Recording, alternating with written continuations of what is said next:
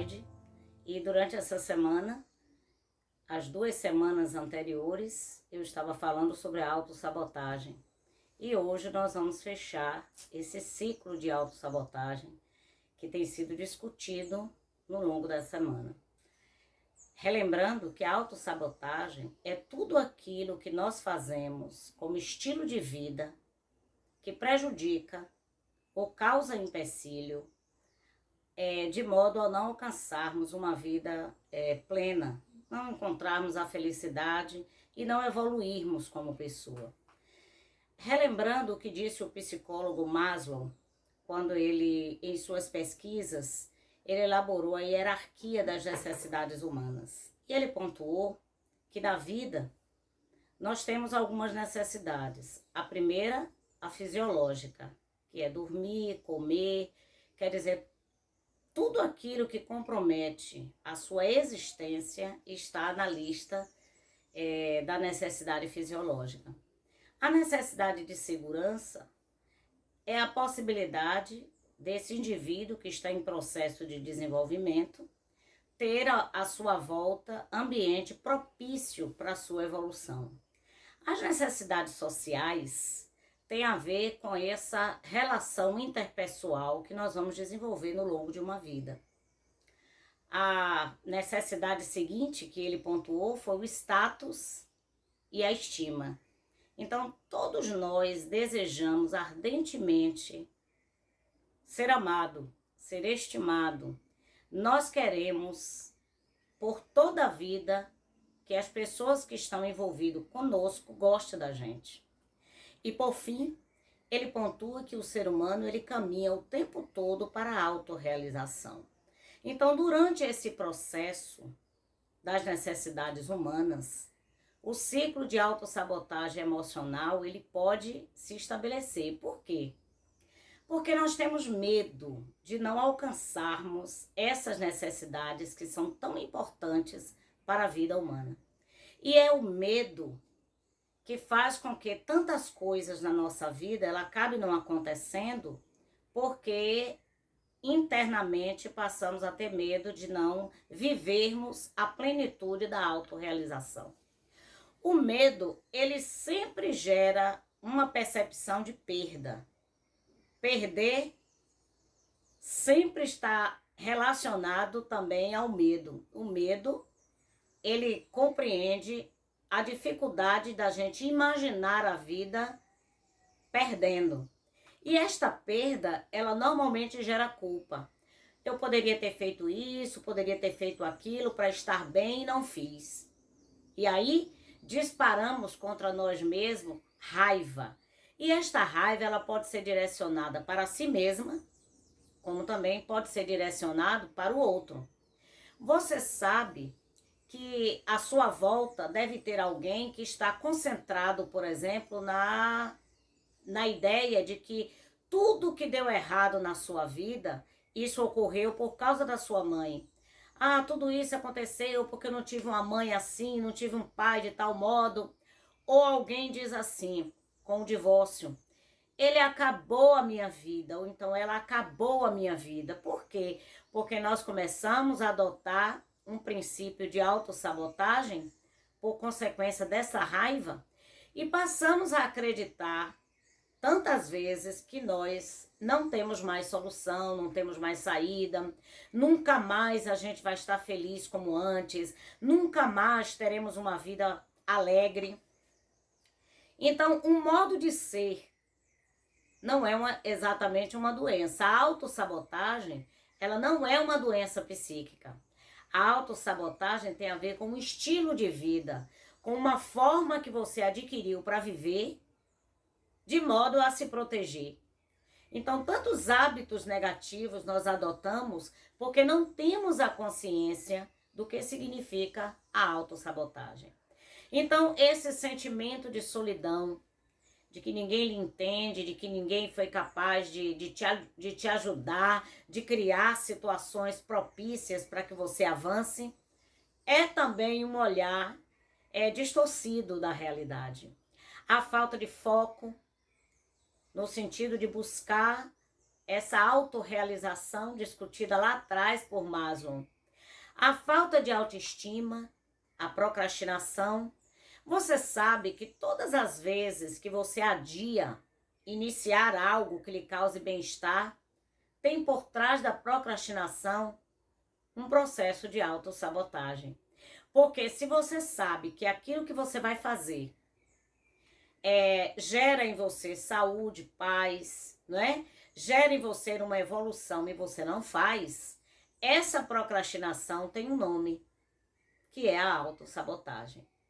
A alteração de humor, essa necessidade intensa de estar o tempo todo agradando os outros, é também um processo de autodefesa do ego. E essa autodefesa do ego faz com que você entre em uma direção contrária à felicidade e ao bem-estar. Então, conhecer as suas próprias limitações é um caminho de vitória. Quanto mais você investe no seu autoconhecimento, quanto mais você investe em você conhecer as dinâmicas internas, maior é a possibilidade de você diminuir cada vez mais um processo de autossabotagem.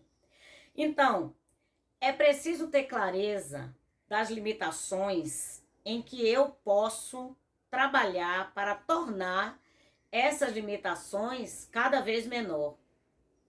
Agora, há limitações nas quais eu preciso aceitar.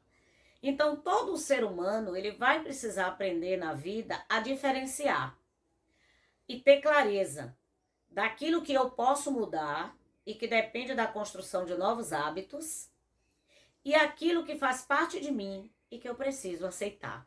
Então, esse processo de autoconhecimento vai ajudar a aceitar a condição humana. E qual é a condição humana? Todos nós somos imperfeitos. Enquanto nós estivermos aqui, nesta terra, enquanto estivermos vivos, e não adianta pensar que a velhice vai lhe trazer um grau imenso de perfeição, porque não é verdade. Nós passamos pela vida num processo contínuo de aperfeiçoamento, mas sempre teremos que conviver com a nossa imperfeição. A repetição de comportamento gera em nós a necessidade de reavaliar por que eu estou falhando sempre nas mesmas coisas. Por que eu estou fazendo escolhas que me levam à infelicidade, ao mal-estar da alma? Por que eu estou fazendo isso? Talvez um dos motivos é que quando uma realidade muda, nós precisamos mudar junto com esta realidade. Como assim? Elaborando novos contratos. O ser humano, no longo da vida, ele precisa, no seu entorno, elaborar novos contratos. Há coisas nas quais você gostava muito, mas não gosta mais. Há coisas nas quais você valorizava demais, não valoriza mais. Há coisas nas quais você achava que era o caminho que você deveria seguir. Depois você observa que aquele caminho é inadequado para você. Então, pela vida, nós precisamos oferecer para o outro e também para si mesmo atualização, elaborar novos contratos, em que você vai dizer para aquele que convive com você: eu não gosto mais disso. Eu não quero mais trilhar esse caminho. Eu vivi de um modo, mas eu quero viver de um outro modo agora. Isso significa aceitar as contingências que a vida nos impõe. Mas nós também podemos considerar o fato de que os nossos fracassos, de que as nossas decisões erradas, tantas vezes têm por trás ganhos secundários. Por exemplo, se eu mantenho esse comportamento inadequado, eu posso ganhar de algum modo a atenção de alguém. Alguém pode nunca ir embora de minha casa porque sabe que eu sou muito adoecida. Então é sempre importante você verificar até que ponto você está dando ganhos secundários em ser infeliz. Mas a felicidade é sempre um papel, é sempre um objetivo que você tem a responsabilidade de ser coparticipante no seu projeto pessoal. É claro que a criança interior que nos habita, ela procura o tempo todo viver a dependência. A nossa criança interior, ela busca o tempo todo que alguém nos apoie, que alguém nos ajude, que alguém esteja o tempo todo conosco, mas essa relação de dependência, ela também, no estágio da vida, ela pode se tornar um processo de autossabotagem. Algo dentro de nós tende a dizer, isso não vai dar certo, eu não sei se eu vou conseguir, o que é que as pessoas vão pensar de mim? E se eu tentar e não der certo? E muitas vezes, com o nome de insegurança e de medo, nós deixamos de avançar pela vida, temendo por causa da nossa criança interior.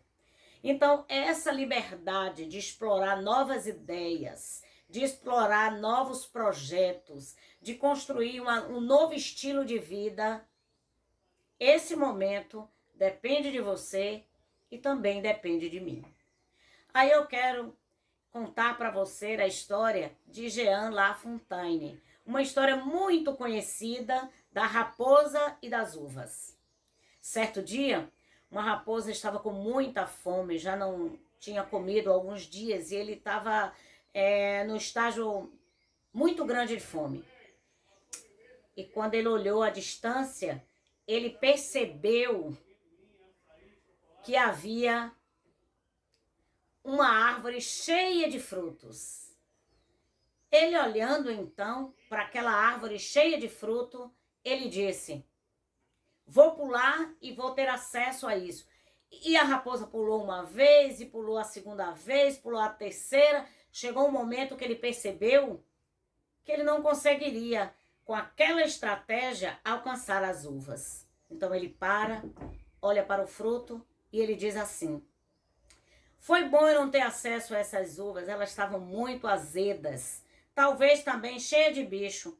Sabe demais, se alguém me desse uma uva dessa, certamente eu rejeitaria. Aí eu imagino que a história da raposa também, tantas vezes, é a nossa história.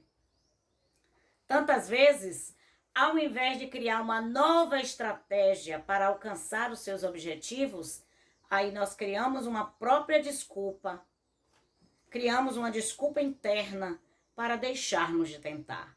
Então, que esta semana seja uma semana de renovação de esperança, de mudança de hábitos, de mudança de estratégia, porque esta é a vida.